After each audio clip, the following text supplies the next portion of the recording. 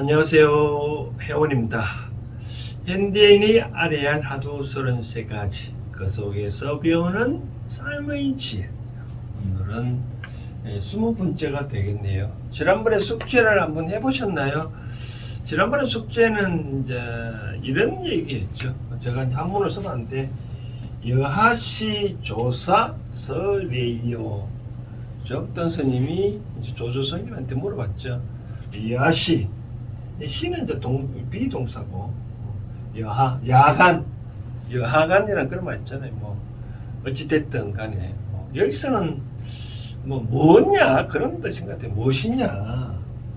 조사는 이때 조사는 달마 스님이죠, 그죠? 달마 대사가 그런 말 하는데, 달마 대사가 서쪽에서 오신 뜻이 무엇입니까? 라고 물어봤죠. 달마 대사가 서쪽에서 온 까닭 무엇인가? 그러자 주운, 이제 조주 스님이 말을 했다. 정전 백수자라. 이 정자는 마당정, 뜰정 이런 의미거든요.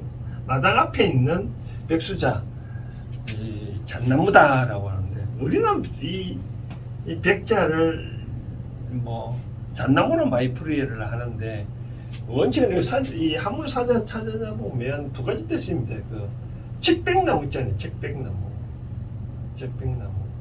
그 다음 뜻이 이제 잣나무인데, 칡백나무보다 잣나무가 이제 소나무가 비슷하게 생겼으니까, 뜰 앞에 즉 마당에 있는 잣나무다라고 풀이하는 게 아마 쉬웠을 것 같은데, 그래서 그렇게 표현을 했는가 봅니다. 근데 실제적으로는 과거에 조주선사가 있던 거기는 칡백나무가 많대요. 칡백나무가 많다. 마당에 있는 칡백나무나 마당 앞에 있는 요 잣나무나 뜻은 어떤 식의 풀이해도 다 같은 것 같아요. 이렇게 왜 조조 스님이 이렇게 많은 뜻이 뭐냐라고 이제 여러분들이 한테 생각을 해보라고 말씀드렸고, 또 왜 이렇게 하는 이유가 이제 우리가 선방에서 공부를 할 때 제가 이제 33가지 중에 최근에 이제 많이 과거부터 쭉 이어져 내려오는 최고로 중요한 하도에 대해서는 제가 제 나름대로 또 해석을 한번 해드려야 될 것 같아가지고, 그래서 이제 이렇게 말도 안 되는 그런 하도인지는 모르겠지만, 그래도 한 번은 33가지 하도 중에서는 그런 것도 언급 안 하면 안 될 것 같아 가지고 제가 말한다고 했잖아요, 그렇죠? 여러분들은 이 하도를 어떻게 보셨나요?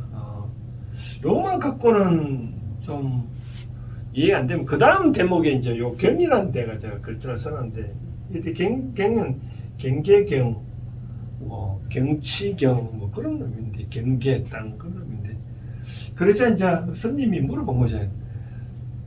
조주 스님한테 경으로 보이지 마라, 즉 말장난하지 말라, 그렇게 했죠. 그러자 조주 스님이 말장난 한 거 아닌데, 내 경으로 보인 건 아닌데 라고 얘기를 했죠. 그러자 이제 또 스님 물어봤죠. 그러면 여하시 조주 서래요. 그러면 조주 스님이 똑같이 말했죠. 그래 또 들 앞에 칡백나무다, 저기 마당에 있는 칡백나무다 말한 거죠.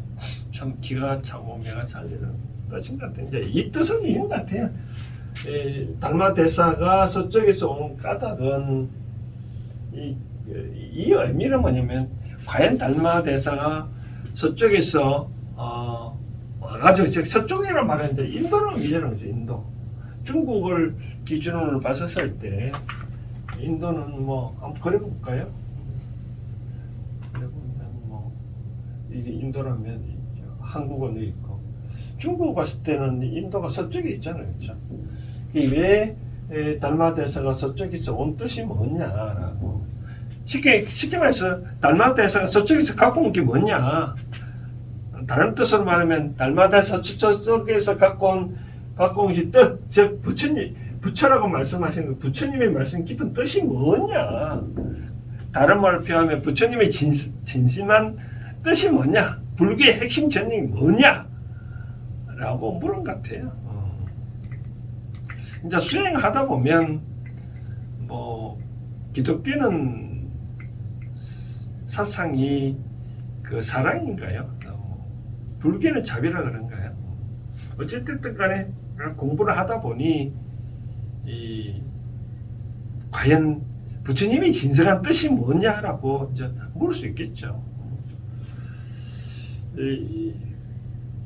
우리가 불교에서 여러 가지 반야심경도 독송하고 공강경도 독송하고 하엄경도 독송하고 여러 가지 얘기를 굉장히 많이 있는데 거기에 핵심 뜻이 있을 수 있잖아요, 그렇죠? 그럼 불교의 핵심 뜻이 뭐냐고. 그러자 조선의 뜰 앞에 있는 저 척백나무다, 마당에 있는 저 척백나무다. 과연 이거 왜 척백나무라고 말을 했었을까라고 생각을 한번 해봐야 될 것 같아요. 왜 조조스님은 불법이 과연 뭐냐라고 물었는데 뜰 앞에 잣나무다, 마당에 있는 저 척백나무와 같다. 저는 이제 이렇게 생각을 합니다. 우리가 여러 가지 경전 중에 많은 경전 중에 능경이라고 말해요. 능경에 보면 이런 대목인데, 이제 원래 선방에 들어가기 전에 능경을 기본적으로 공부를 해야 된대요. 이제 부처님과 아난존자 간의 대화가 이제 이런 게 있습니다. 뭐냐면 부처님이 아난존자한테 물어봤죠. 너는 어떤 대상을 볼 때 무엇으로 보느냐라고 물어봤죠. 그렇죠. 뭐 아난존자는 말 그대로 눈으로 보죠라고 말한 거죠, 그렇죠. 과연 눈으로 본다 했을 때 부처님이 맞다고 얘기를 했었을까요? 그 세상에 눈으로 보지 그럼 눈으로 안 보는 거 있을까요? 그래서 이제 부처님은 뭐라고 얘기를 했냐면, 만약에 네 말대로 눈으로 본다면 죽은 사람도 볼 수 있겠느냐는 거지. 죽은 사람도. 즉 이런 뜻을 보여야 되겠죠. 우리가 죽은 사람도 우리가 교통사고 났다 해서 눈을 이제 적출해가지고 이식 수술했었을 때, 그럼 그 사람 죽었잖아요, 그렇죠? 그러면 그 사람이 죽은 사람이 이거를 눈이 있다 해서 볼 수 있겠냐는 거죠. 그러니까 아니다. 결국 마음으로 본다라고 얘기를 했잖아요, 그렇죠? 마음이 없으면 봐도 그 볼 수가 없다. 바로 그런 의미겠죠, 그렇죠? 그래서 이제 우리가 생각하기에는 부처님의 진리, 달마대사가 이제 서쪽에서 와가지고 여러 가지 일을 할 때, 중국의 왕하고도 뭐 대화를 할 때 이렇게 무죄인가요? 이렇게 불교를 많이 형성하니까 내가 얼마나 많이 공덕이 닦았냐로 보니까 달마대사는 무라고 아무것도 없다고 얘기를 했잖아요, 그렇죠? 그러고 난 다음에 이제 중국에서 이제 선을 이제 전달하는 일대 제자인데, 결국은 신법, 마음의 법을 전하러 온 거고, 그 어떤 일체의 중심이 다 마음이라는 것을 강조하기 위해서 이제 달마대사가 서쪽에 온 건데, 부처의 진정한 뜻을 전달하러 온 거죠, 이제. 일체 세상이 다 마음먹게 달렸다. 일체 유심조다. 다른 말로는 일체 유심조.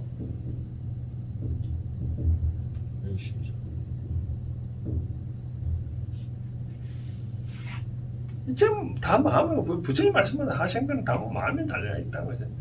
결국은 이제 조조스님이 이렇게 보여드린 뜻인 것 같아요. 자, 네 전나무를 좀 봐라. 네 잣나무를 보면, 저쪽에 척백나무를 보면 네 마음이 없으면 그게 보이느냐. 내가 아무리 저거다고 한들, 잣나무라고 얘기한들, 네가 잣나무라고 인식하려면 마음이 가야 그것을 잣남을 인식할 수 있지 않냐는 거죠. 결국은 뭐냐면 마음이 그만큼 중요하다.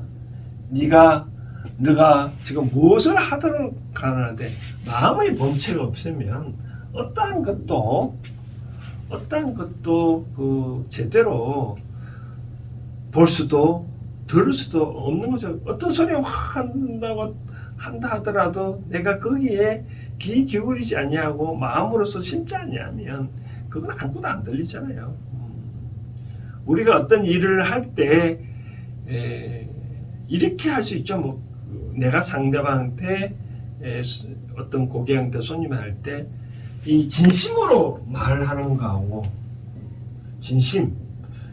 진심을 내어서 내가 고객들한테 대하는 거하고 그냥 말로만 형식적으로만 얘기를 했었을 때 고객이 받아들이는 거는 알까요 모를까요? 금방 알잖아요. 우리가 그런 말 있잖아요. 부모가 자식들한테 훈계할 때 웃으면서 얘기를 한다고 하더라도 그 뒷면에는 얼마나 많은 그 다른 뜻이 있을 수 있잖아요. 그렇죠? 우리가 직장에서 상사와 부하 관계 입장에서도 이 상사가 뭐 운다고 하더라도 어떤 일이 잘못됐을 때 웃는 모습을 진다 할 때 그게 진정한 웃음일까요?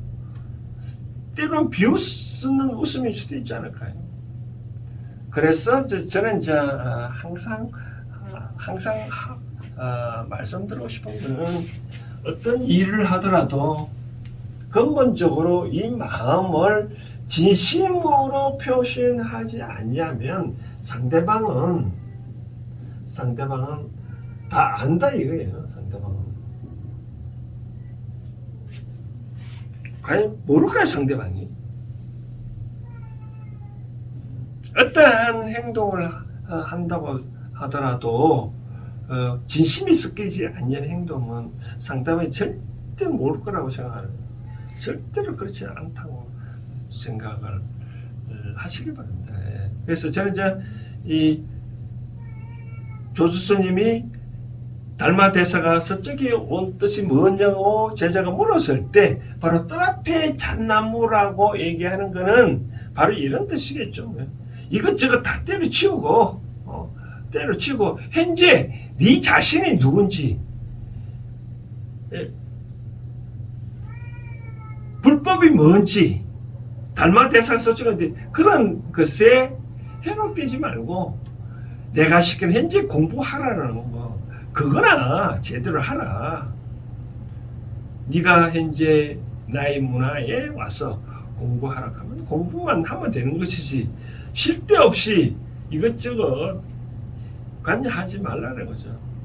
어떤 면 잣나무나 척백나무를 보면 주위에 아랑곳 하지 않냐고 사시상철을 풀었잖아요. 그것처럼 이 푸른 기상을 받아서 넌 항상 깨어있고 항상 공부에 매진해서 무엇이 진정한 불법인지 부처님의 뜻인 네 스스로 깨치는 것을 자각하라. 네 스스로 자각해라. 그것이 진정으로 거다라고 말씀을 하고자 한 것 같아요. 제가 보기에 제가 회원으로서 느낀 거는 스스로 자각을 해라. 쉴 데 없이 그런데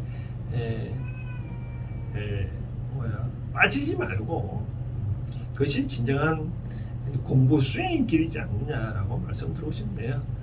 이것을 현대적으로 어떻게 해석할 건가 다시 말씀드리고 싶은 거는 아까 말한 대로 뭐 공부를 하거나 어떤 사업을 한 사람들은 그것에 현재 공부에 뜻을 뒀다면 그 뜻에 만족하고 그 공부만 열심히 하라는 거죠. 사업을 한 사람은 사업을 한다는 건 그 사업에 집중해야지 이것저것 다른데 해갖고는 아무것도 안 이루어진다는 거죠. 어떤 일을 하더라도 내가 정성 들어서 다 하면서 일을 성과가 나고 어떤 것도 그냥 방심해 하면 제대로 뜻이 어떤 성과가 안 일어나잖아요. 단 하루를 사더라도 내가 정성껏 잘하면 모든 것이 잘 이루어진다라고 말씀드리고 싶은 거죠. 예, 그래서 끝으로 저는 이제 말씀드리고 싶은 거는 이제 부처님의 진정한 뜻은 일체유심제다라고 한 말씀 더 주십니다. 세상사 모든 것은 마음먹기에 달렸습니다. 우리가 그런 말 있잖아요. 너 지금 뭐 내가 어떤 사람이 고객들한테 이런 표정을 짓더라도 니 왜 그렇게 그 표정이냐 좀 바꿔라 하면 즉시 그 사람 깨닫고 또 마음이 바꿀 수 있잖아요. 그렇죠? 우리가 때로는 이제 이런 것도 있거든요. 이제. 이런 말을 안 하려면 이제 맛신내는 맛신. 맛신하면 이제 신싸움이라는 뜻인데 인간은 누구나 다 그 신의 존재거든요. 신의 존재라는 것은 누구나 다 그 자기를 지켜주는 신들이 이제 있습니다. 이제. 이런 경우에 자기를 지켜주는 그 신들의 싸움이 가끔 일어날 수가 있습니다. 그런 경우는 뭐냐면 개인신이 모르게 상대가 이제 싫어지는 바로 그런 것들이 이제 마신 싸움인 수고 중에 하나인데 이게 해결하는 방법은 내 마음을 바꾸는 겁니다. 상대가 내가 칼을 내미면 상대도 칼을 내미는 거고 내가 온화한 미소를 주는 상대도 온화한 미소를 짓거든요. 그러니까 상대로 하여금 나한테 인사하려면 내가 먼저 상대한테 인사하면 상대는 또 따라서 인사하잖아요. 그렇죠? 상대가 바뀔 걸 생각하고 상대가 그렇게 해줄 거라고 생각하고 기다리지 말고 내가 먼저 해야 된다라고 말씀드리고 싶네요. 오늘은 수 번째는 이제 요 정도를 하고 또 하나 이제 다음 주 숙제는 또 통상적으로 이제 동산 스님에 관계된 이제가 이제 조주 스님이 얘기를 했던 동산 스님의 이런 얘기했습니다.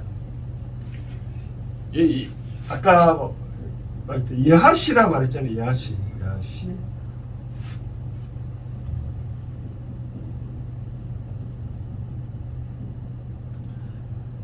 야시 조사 스레이라고 했는데 답이 뭐냐면 야시 불입니까? 무엇이 부처입니까? 라고 물으니까 동산스님한테 마상건이라 이렇게 했을까? 삼서간이라